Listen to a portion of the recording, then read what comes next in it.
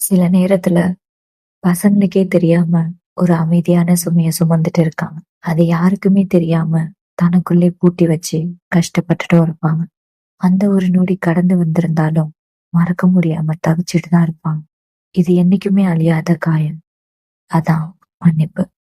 இதனால பசங்க உண்மையானவங்கன்னு நிரூபிக்க கூட வாய்ப்பு கிடைக்காம அவங்க மனசாட்சி அவங்கள உறுத்திட்டே இருக்கும். தப்பு யார் மேல வேணாலும் இருக்கலாம்.